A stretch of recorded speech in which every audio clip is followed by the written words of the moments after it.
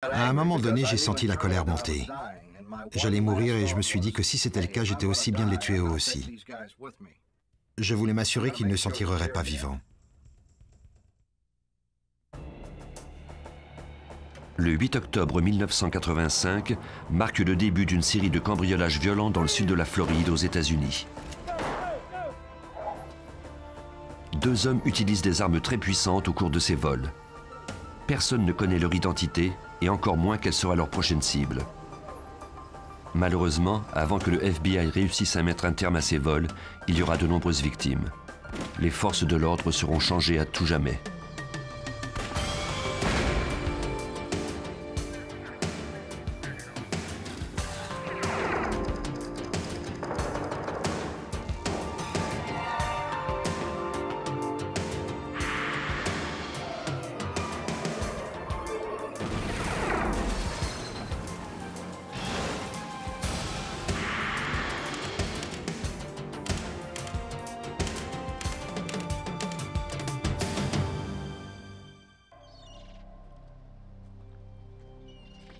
« 1985, Miami en Floride. Pour les agents du FBI, la ville était presque en état de siège. Chaque semaine, 3 à 5 banques étaient cambriolées. De plus, il y avait des enlèvements, une recrudescence du trafic de drogue et des fusillades presque tous les jours. La situation ne pouvait être pire. Et c'est pourtant à ce moment-là qu'une nouvelle horde de bandits transforma cette vague de crimes en une véritable guerre.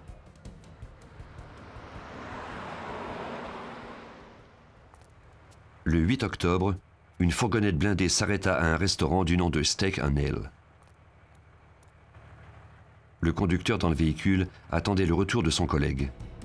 Il ignorait que 2 hommes armés l'attendaient eux aussi.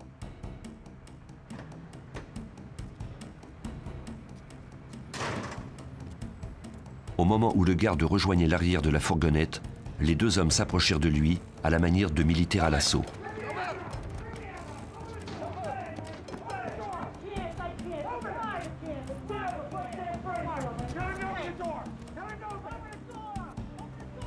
Le conducteur du véhicule refusa d'ouvrir sa porte. Il démarra et partit conformément à la procédure établie par son entreprise.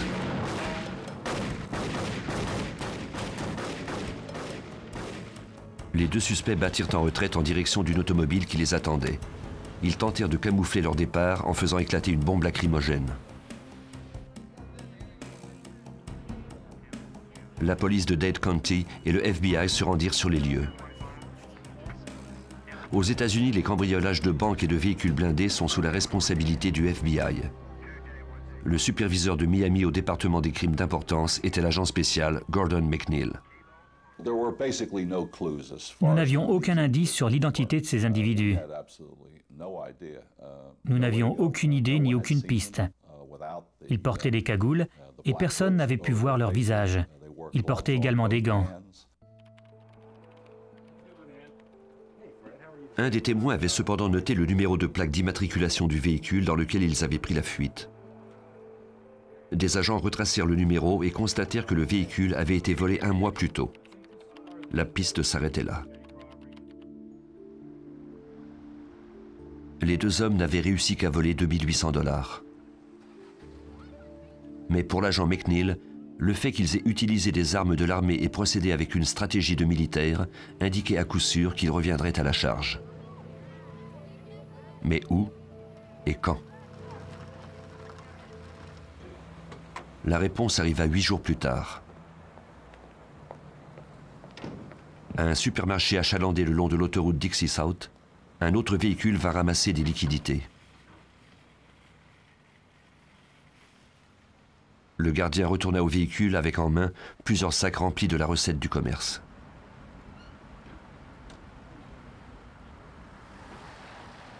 Il n'eut même pas le temps de voir surgir la voiture au coin de la rue.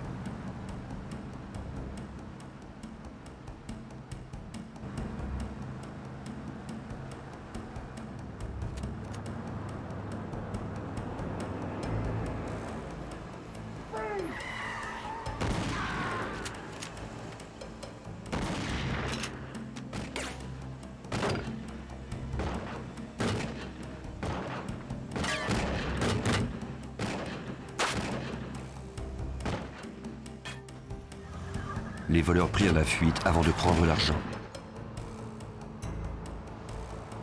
La police de Dade County et le FBI répondirent rapidement à l'appel.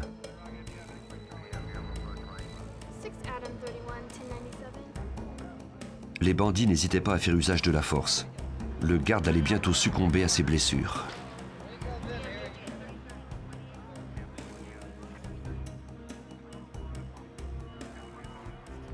Pendant qu'on le transportait à l'hôpital, la police interrogea son collègue. À entendre sa description, les deux hommes ressemblaient étrangement à ceux qui avaient cambriolé le restaurant la semaine précédente. L'épreuve balistique allait bientôt confirmer le lien entre les deux vols. Les détectives avaient recueilli sur les deux scènes des douilles d'un fusil de chasse de calibre 12, des douilles de calibre 45 et de calibre 223. Ces dernières étaient les plus intéressantes. Le service balistique du FBI a comparé ces douilles et constaté qu'elles avaient été tirées avec la même arme à feu. Il y avait donc un lien entre la tentative du cambriolage du Winn-Dixie et celle du restaurant Steak and Ale. Les deux vols avaient donc été commis par les mêmes hommes armés. Malheureusement, il n'y avait aucun indice sur leur identité. Comme ils n'avaient pas eu de chance lors des deux cambriolages, les agents étaient convaincus qu'ils frapperaient à nouveau.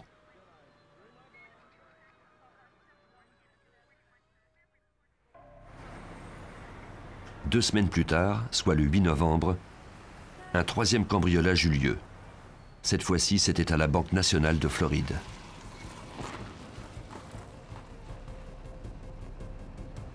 Une caissière et un garde marchaient en direction du guichet de service à l'auto lorsque deux hommes armés sortirent d'une voiture.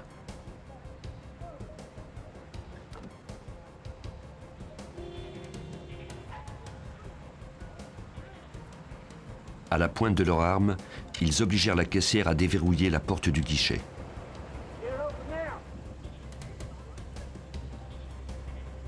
Elle tenta de le faire, mais la clé ne fonctionnait pas.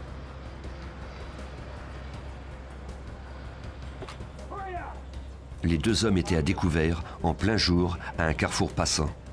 Ils laissèrent tomber le coup et prirent la fuite avec les 10 000 $ que le gardien transportait. Quelques minutes plus tard, les autorités locales et le FBI dépêchèrent des agents sur les lieux. Cette troisième tentative de cambriolage avait eu lieu à seulement quelques pâtés de maison des deux autres.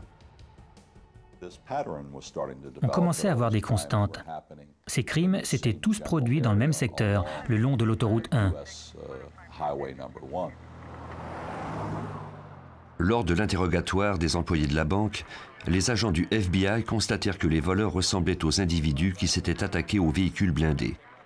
Peut-être avaient-ils pensé qu'il serait plus facile de dévaliser un guichet bancaire qu'un véhicule blindé.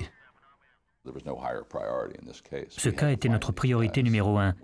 Nous devions trouver ces hommes et les arrêter avant qu'ils ne tuent d'autres innocents.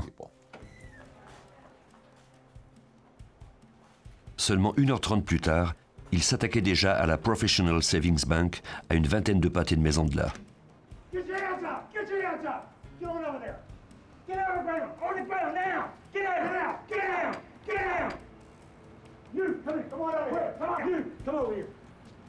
Les cambrioleurs prirent rapidement le contrôle des lieux. À la pointe de leurs fusils, ils donnèrent des ordres aux employés et aux clients. Leurs masques et leurs armes puissantes ne laissaient aucun doute sur leurs intentions.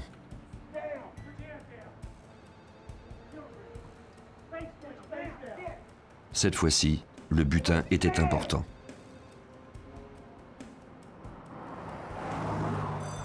La Wells Fargo avait apporté 41 000 $ plus tôt le même jour. Ils prirent la fuite à bord d'une Chevrolet Monte Carlo.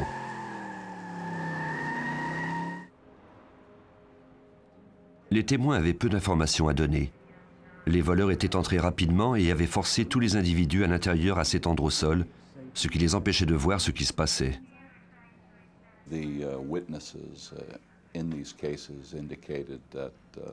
Tous les témoins avaient l'impression qu'ils étaient des voleurs professionnels. Leur façon de marcher, de parler, de porter leurs armes.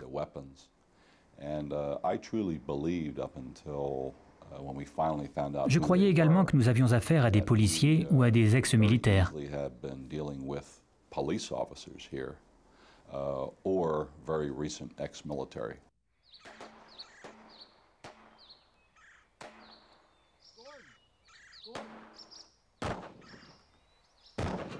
Ces dangereux criminels en liberté obligeaient les agents à être constamment aux aguets. Ils travaillaient sans relâche sur cette affaire, suivant les moindres pistes. Malheureusement, l'enquête ne progressait pas. 2 mois s'écoulèrent sans cambriolage ni nouvel indice.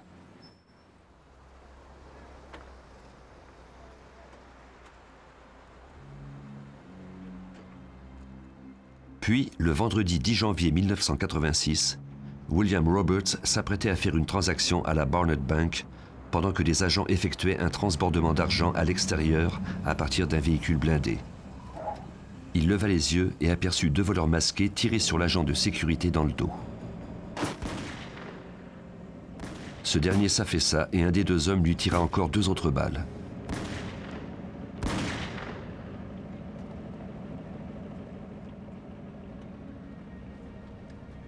C'était le 5e vol en seulement 3 mois, et cette fois-ci encore, le butin était gros. Il s'était emparé de 54 000 $.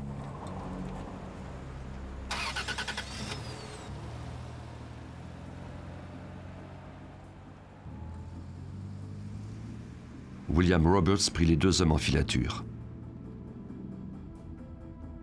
L'opération était risquée, car les voleurs pouvaient remarquer qu'ils étaient suivis.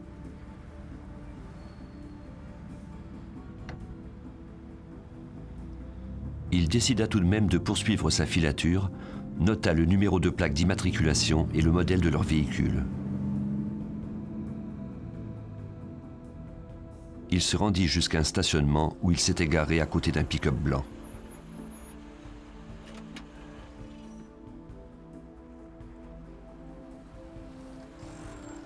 Roberts s'arrêta de l'autre côté de la rue. Il nota la marque et le modèle du pick-up, mais était incapable de voir le numéro de plaque d'immatriculation. Après leur départ, Roberts arrêta un agent de police et raconta ce dont il venait d'être témoin. Le FBI dépêcha immédiatement des agents sur les lieux pour interroger les employés de la banque. On trouva également de nombreuses cartouches de calibre 223 dont on découvrirait bientôt qu'elles avaient été tirées avec la même arme à feu que celle des 2 précédents cambriolages. Non loin de là, d'autres agents du FBI examinaient la voiture abandonnée par les 2 hommes. William Roberts était un témoin crucial dans cette affaire. Grâce à lui, le FBI avait enfin une piste importante. On effectua une vérification de la plaque d'immatriculation de la voiture. Elle appartenait à un certain Aureliano Briel. Les agents se préparèrent à lui rendre visite. Comme on n'avait pas signalé le vol de ce véhicule, il était possible que Briel soit impliqué dans les cambriolages. Ils étaient prêts à toute éventualité.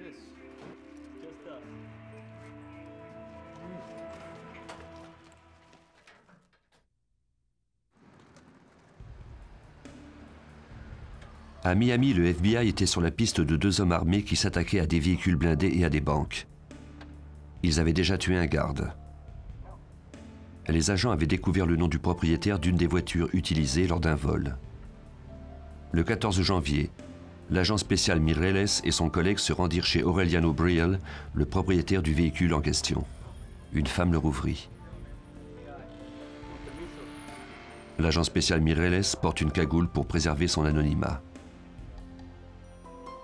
Elle m'a demandé si c'était à propos de son fils, et je lui ai répondu oui. Elle m'a dit que son fils Emilio avait disparu. Le mari de Madame Briel la rejoignit alors à la porte et invita les agents à entrer.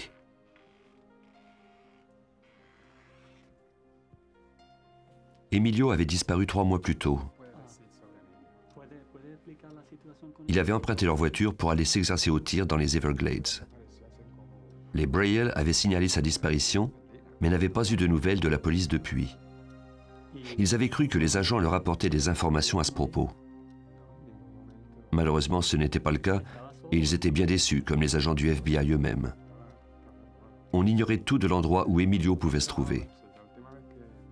Au cours de l'interrogatoire, l'agent Mireles comprit que les Braille ne savaient rien à propos des cambriolages.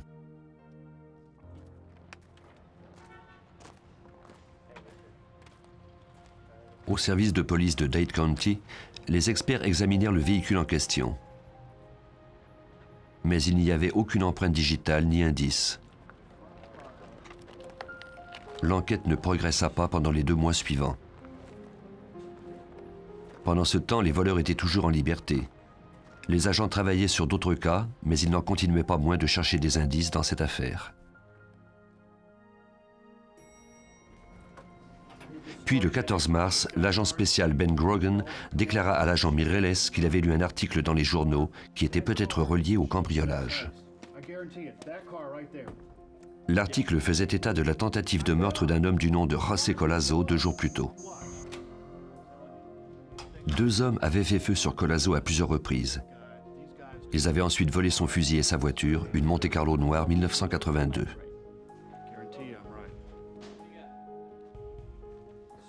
Grogan était convaincu que les voleurs se serviraient de cette voiture pour prendre la fuite lors de leur prochain vol.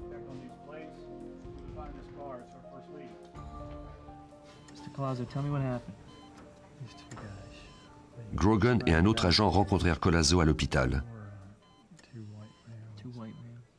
Ce dernier était en mauvaise condition. Il était blessé à la tête, au dos et au bras. Il parvint cependant à leur raconter les tristes événements de son après-midi dans les Everglades. Il était parti se promener sur un sentier près d'un lac fréquenté par des amateurs de tir.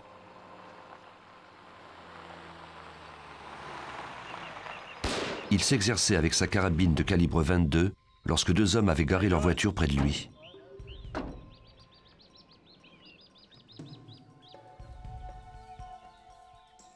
Le conducteur avait mis Collazo en joue.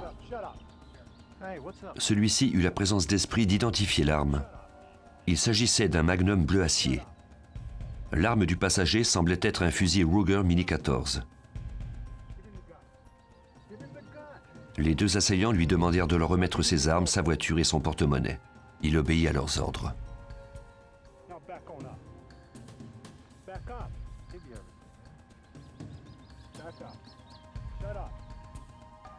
Malgré tout, ils firent feu sur lui à maintes reprises à bout portant.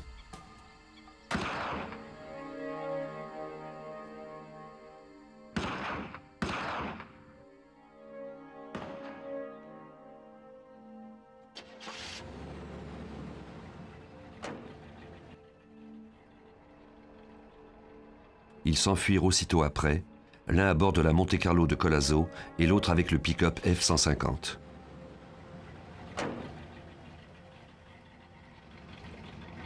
Ils croyaient sans doute que Collazo était mort.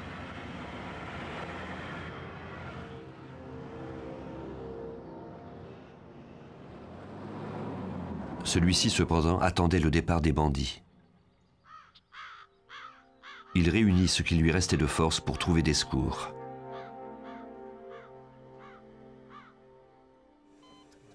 Jusqu'à présent, ce témoin était la meilleure piste dans l'enquête. Il était le seul à pouvoir donner une description du visage des 2 suspects. Ces derniers ne portaient pas de masque au moment de l'agression. À partir de ces directives, une artiste de la police de Dade County dressa un portrait robot des 2 hommes. On en fit ensuite des affiches auxquelles on ajouta des informations sur les crimes dont ils étaient soupçonnés. On y avisait également la population que ces hommes étaient armés et extrêmement dangereux.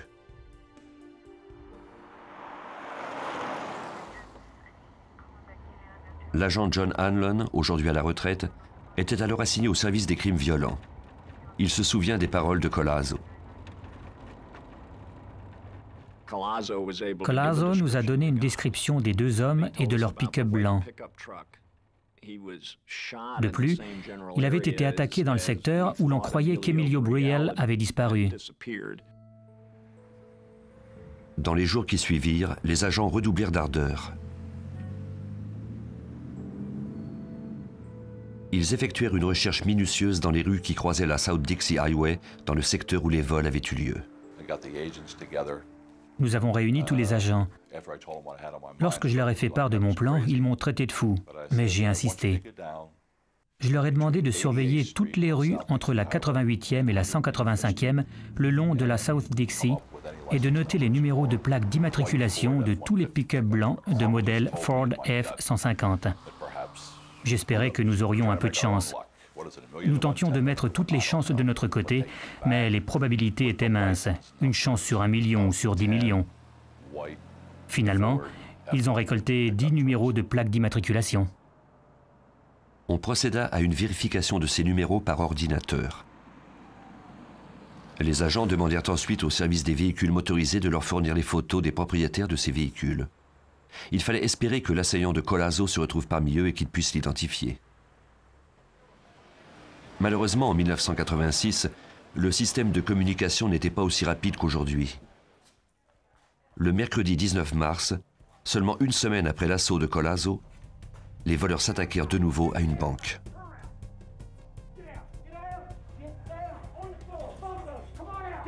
Cette fois encore, il s'agissait d'une banque le long de la South Dixie.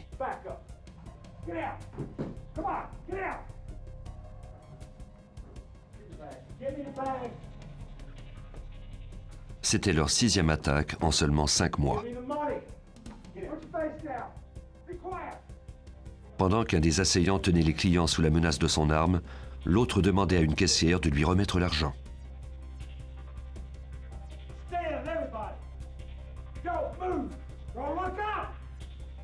Les deux hommes récoltèrent 8 000 $ en argent liquide.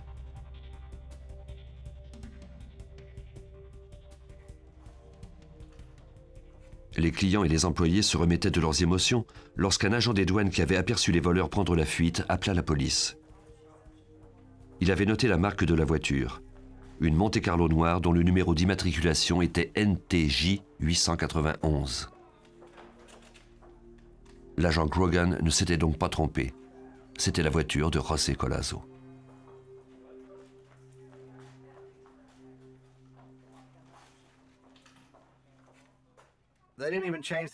Et ils n'ont même pas pris la peine de changer la plaque. C'était presque incroyable qu'ils soient aussi stupides. Mais il était possible que c'était leur façon de nous narguer.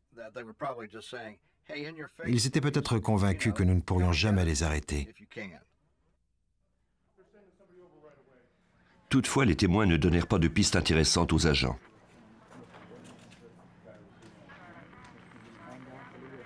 Les caméras de sécurité avaient filmé toute la scène. On y voyait des hommes masqués, mais sans plus.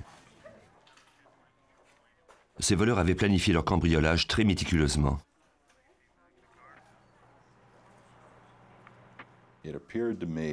À l'évidence, ils surveillaient les banques avant de les attaquer.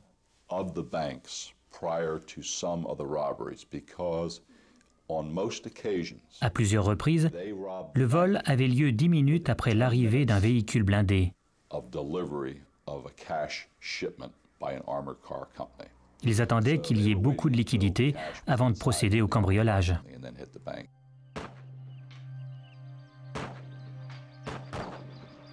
Le 10 avril, Gordon McNeil et Ben Grogan discutaient de l'enquête lors d'une pratique de tir.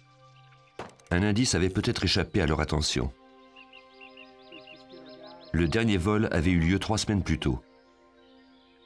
Il n'y avait aucun indice sur l'identité des voleurs, mais McNeil avait cru déceler une constante dans leur mode d'opération.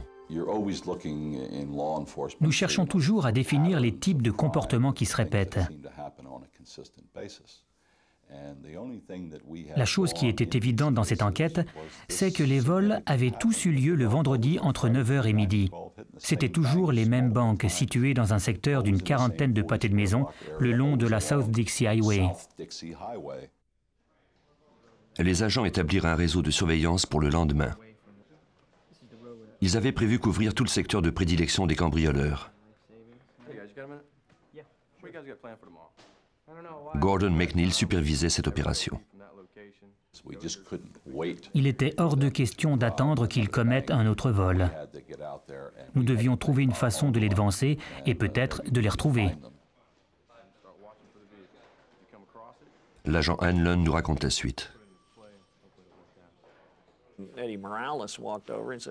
Eddie Morales est arrivé et nous a dit « Allons-y ». Je me suis dit « Pourquoi pas ?» Personne n'exerçait de pression sur nous ou quoi que ce soit. J'avais bien sûr beaucoup de boulot, mais j'aimais bien Eddie.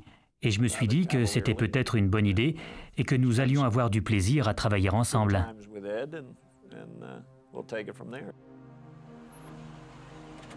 La plupart des agents croyaient cependant n'avoir aucune chance. Le 11 avril 1986, à 8h45, 14 d'entre eux se rencontrèrent dans un stationnement. Ils s'étaient entendus pour surveiller un secteur de 53 pâtés de maisons le long de la South Dixie Highway. La description des deux hommes était succincte. Ils étaient de race blanche, de taille moyenne et dans la trentaine. L'un d'entre eux portait une moustache. Ils étaient lourdement armés et extrêmement dangereux. Il était également possible qu'ils soient au volant d'une Monte-Carlo dont le numéro d'immatriculation était NTJ 891.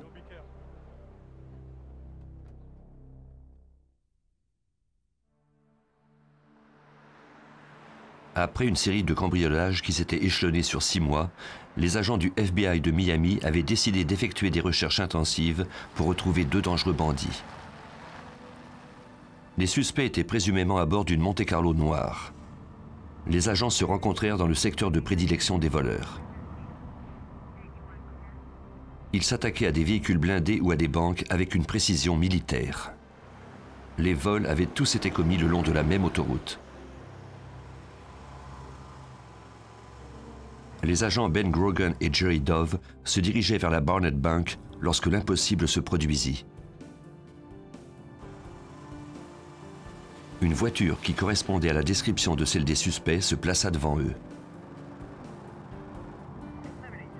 Abasourdi, l'agent Grogan transmit la nouvelle aux autres unités.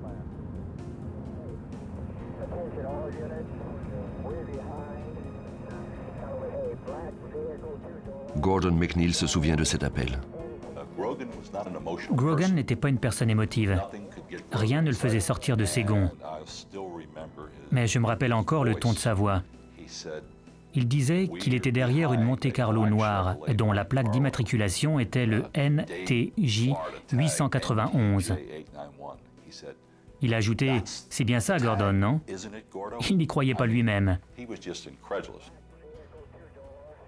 Les agents Mireles et Hanlon étaient garés devant la Professional Savings Bank lorsqu'ils entendirent l'appel de Grogan. Ils rejoignirent au plus vite leurs collègues. Hanlon était au volant pendant que Mireles tentait de les rejoindre par radio. Hanlon voulait connaître la position exacte de Grogan et Dove.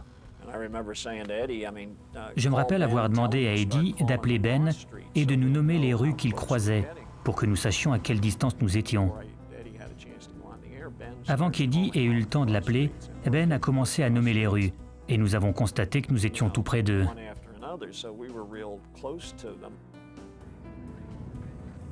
Après avoir roulé pendant quelques pâtés de maison, Hanlon et Mireles les rejoignirent enfin.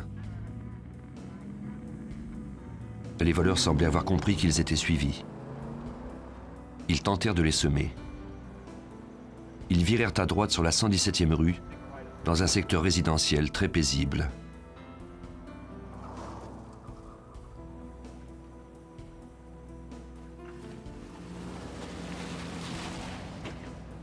Still behind us. They're coming.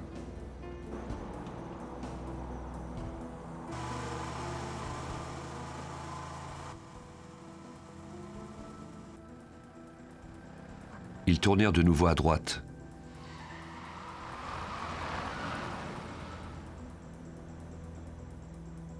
Mais les agents ne les lâchaient pas. Ils essayaient de gagner du temps. Nous attendions que le plus d'unités possible nous rejoignent. Nous réagissions également à ce que faisaient les sujets. Ils ne semblaient pas pressés. De fait, lorsqu'ils ont tourné sur la 120e rue, ils ont même ralenti.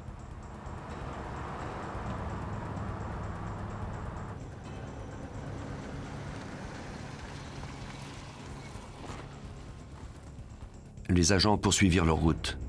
Ils étaient toutefois inquiets du danger que représentaient ces voleurs.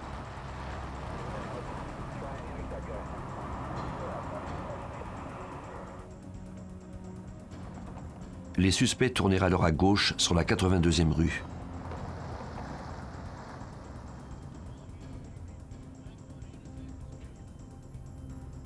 Ils se dirigeaient vers l'autoroute. Les piétons courraient un grave danger si une confrontation avait lieu.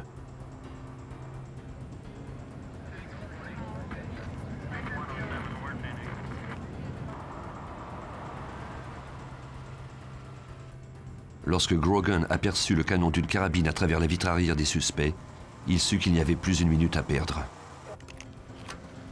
Les deux voleurs se préparaient à passer à l'attaque.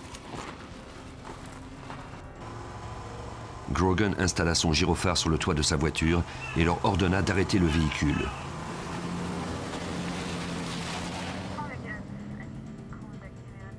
Il roula ensuite à côté et répéta son ordre. Les suspects l'ignorèrent.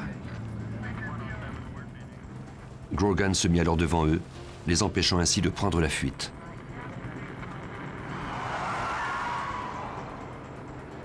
Quant à Hanlon et Mireles, ils placèrent immédiatement leur voiture derrière la Monte Carlo. Le dernier à rejoindre le groupe était l'agent Richard Manausey. Alors qu'il se plaçait derrière la voiture des suspects, il aperçut un des deux hommes mettre en joue Mireles et Hanlon. Manausey fonça alors sur leur voiture pour créer une diversion.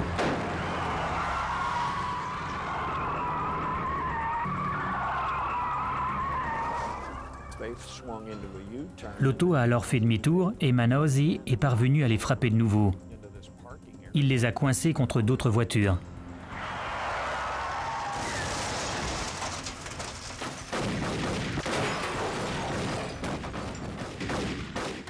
Le voleur qui se trouvait sur le siège du passager ouvrit alors le feu avec un fusil d'assaut de modèle Mini 14. L'agent Manausey n'avait pas une arme assez puissante pour les affronter. Il rampa pour se mettre à l'abri. L'agent McNeil arriva quelques secondes plus tard et tira à bout portant.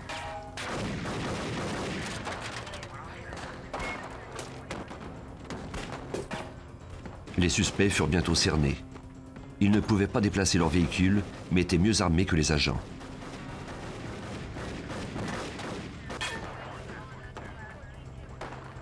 Ils refusaient de se rendre.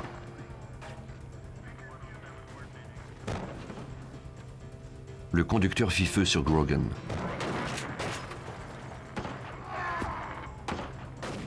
McNeil riposta et toucha le conducteur au cou.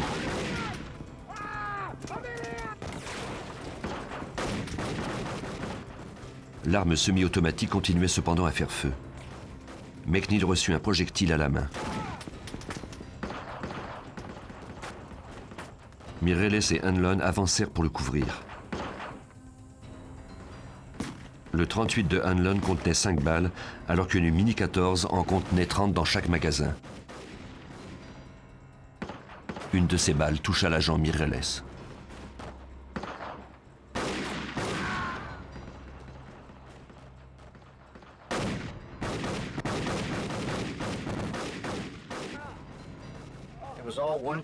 Dans mon souvenir, tout est continu. À un moment donné, j'ai regardé le dos de Gordon McNeil et j'ai essayé d'aller vers sa gauche. Puis, la seconde après, j'ai vu le ciel bleu. J'ai regardé mon bras gauche et j'ai vu qu'il était complètement déchiqueté. C'était comme un animal écrasé sur la route. Le complice du tireur était tombé, mais lui n'arrêtait pas pour autant.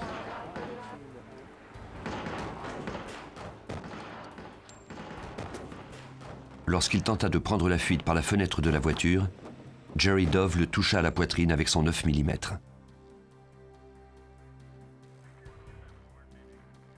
C'est alors qu'il vit le suspect tirer sur McNeil et l'atteindre au cou.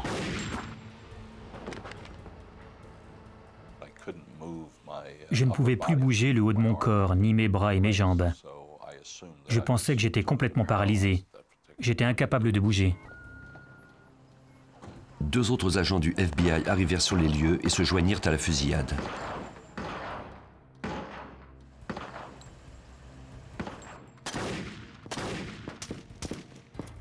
Le suspect avait été touché à 4 reprises, mais il continuait à faire feu et à avancer.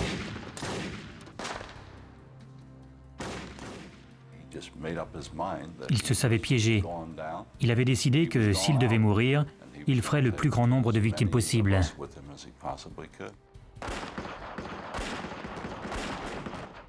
Les armes des agents n'étaient pas aussi puissantes que l'arme d'assaut semi-automatique du suspect.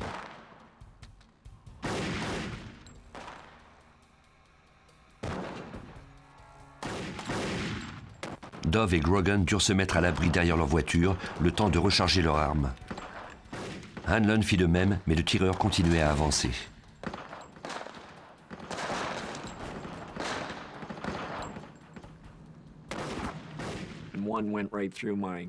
Un projectile a touché les jointures de ma main droite, dont celle de mon pouce. J'ai aussi senti une série de plombs à l'arrière de mon bras. Je me rappelle avoir vu mon arme s'envoler. J'ai dit « Ben, j'ai été touché ». Pendant que Hanlon tentait de se cacher sous le pare-choc, le suspect le toucha à l'aine. Le sang s'est mis à gicler de l'aine jusqu'au genou. Ça sortait comme si on avait crevé un ballon. Grogan avait été touché, puis Dove, avant même qu'ils aient eu le temps de recharger leur arme.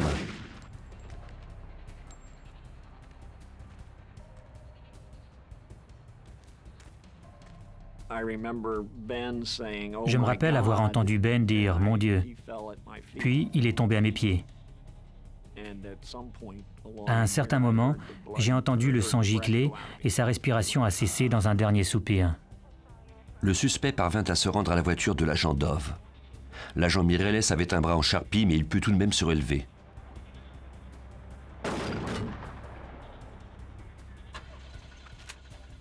Le tireur essayait de prendre la fuite, mais Mireles était déterminé à l'arrêter.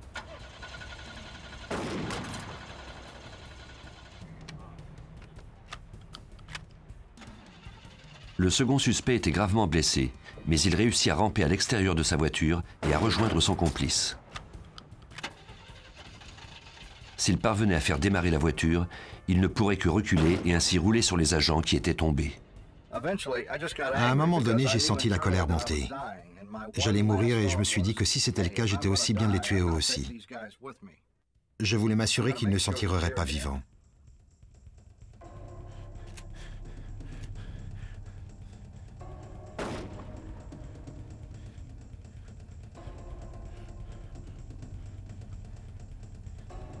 Lorsque Mireles eut terminé de vider le chargeur de son fusil, il s'empara de son revolver et avança en titubant, tirant sur les suspects. Mireles toucha les 2 hommes à la colonne vertébrale et les tua tous les 2. C'était une fin violente pour 2 hommes au passé non moins violents.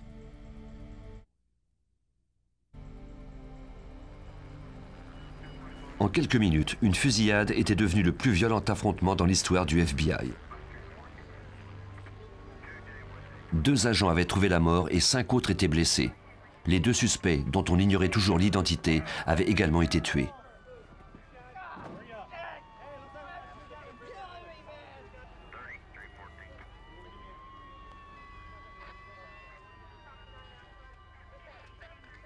L'agent Jerry Dove gisait, mort. À l'âge de 30 ans, il avait terminé ses études de droit, puis avait réalisé son rêve de jeunesse de travailler pour le FBI. Il avait sa carrière à cœur.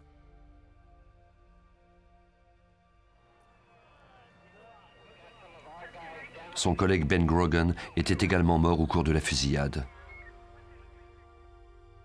Il devait prendre sa retraite 1 an plus tard. Sa femme attendait impatiemment le moment où elle n'aurait plus à craindre pour sa vie tous les jours.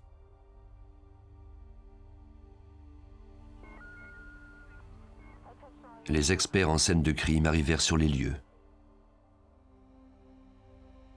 Le sergent David Rivers, du service de police de Dade County, était présent.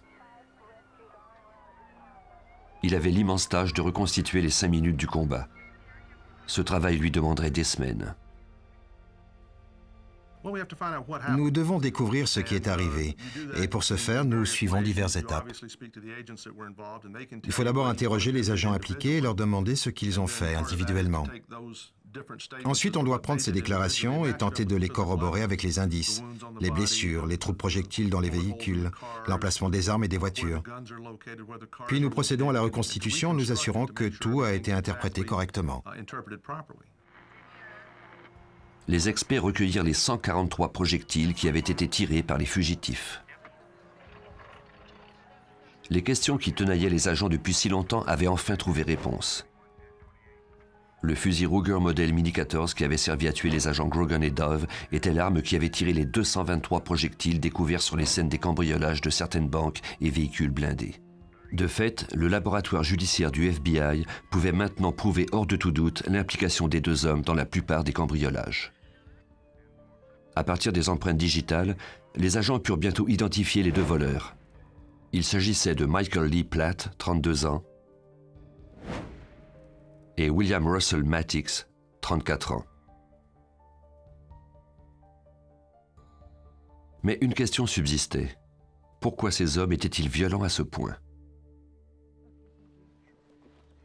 Les agents furent étonnés d'apprendre par les amis et la famille des deux hommes qu'ils étaient rangés. On pouvait les voir sur des photos relaxés en compagnie de leur famille. Platt était marié et père de 3 enfants. Quant à Matix, il était séparé, mais avait un enfant.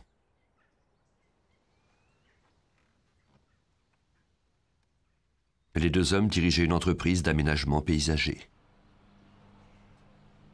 Une enquête poussée permit à la police d'en apprendre un peu plus à leur sujet. Dans un cabanon, on découvrit des armes à feu et des munitions, dont la carabine de calibre 22 que Matix et Platt avaient volée à José Collazo lorsqu'ils l'avaient attaqué dans les Everglades. Les agents découvrirent également des indices qui laissaient présumer que les deux hommes avaient fait un pacte étrange. Ils s'étaient engagés à tuer leurs épouses antérieures. Ni l'un ni l'autre n'avaient été accusés relativement à cette affaire, mais la police ne tarderait pas à réouvrir ces dossiers. Quelques jours plus tard, d'autres experts confirmaient que Matix et Platt avaient bien tué Emilio Brielle, 25 ans, dans les Everglades. Un randonneur avait découvert son squelette tout près de l'endroit où Collazo avait été assailli. C'est alors qu'un autre indice parvint à la police. L'agent spécial Steve Warner reçut un colis du service des véhicules motorisés de Floride. C'était une copie du permis de conduire de William Russell Matix. Il était le propriétaire du pick-up blanc Ford que les agents avaient aperçu quelques semaines plus tôt. Malheureusement, le délai entre la demande d'investigation et l'envoi du permis avait été trop long. Si ces papiers étaient arrivés le 11 avril ou plus tôt, Collazo aurait pu identifier Matix et nous aurions pu l'arrêter, lui et Platt. Nous aurions ainsi évité la mort de 2 agents du FBI. Malheureusement, ce n'est pas ainsi que le sort en avait décidé. Les deux hommes avaient un passé militaire. Platt avait été ranger, c'est-à-dire membre d'une unité d'élite. Cela expliquait pourquoi les deux hommes avaient des tactiques de commando lors des vols. Leur entraînement était complètement différent de celui des policiers. Au sein des forces policières, on nous enseigne seulement une façon d'agir, et c'est la défensive. On doit se mettre à l'abri plutôt que de tuer. Quand on regarde la façon dont Platt s'y est pris, on constate que son approche était militaire. Il avait une arme plus puissante, c'est-à-dire la Mini 14 avec une capacité de 30 balles. Il était pratiquement acculé au mur. Il a donc décidé d'avancer vers nous et de nous empêcher de tirer. Il a pris Grogan et Dove en embuscade derrière la voiture. Les agents parvinrent enfin à mettre tous les morceaux ensemble et à reconstituer le portrait effroyable de leurs 2 adversaires.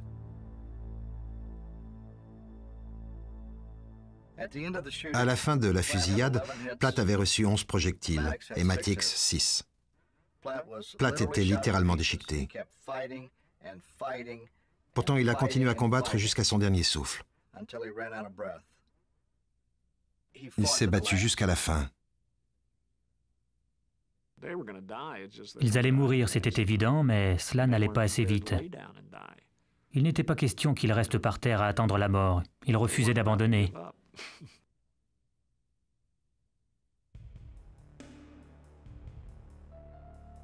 Suite à cette tragédie, les autorités policières décidèrent d'apporter des changements majeurs à leur protocole d'intervention. Les agents et les policiers ont maintenant des armes plus puissantes. Leur entraînement les prépare mieux à des confrontations aussi violentes que celle du 11 avril 1986.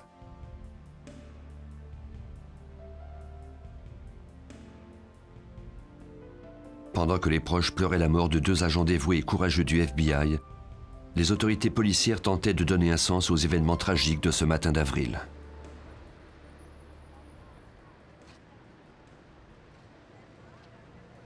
Avec le temps, Gordon McNeil a trouvé des réponses. Ce n'est pas l'histoire de Platt et de Maddox qui compte, peu importe qui ils étaient. Ce dont il faut se rappeler, c'est le courage des agents ce jour-là et du FBI. Ils ont fait leur devoir.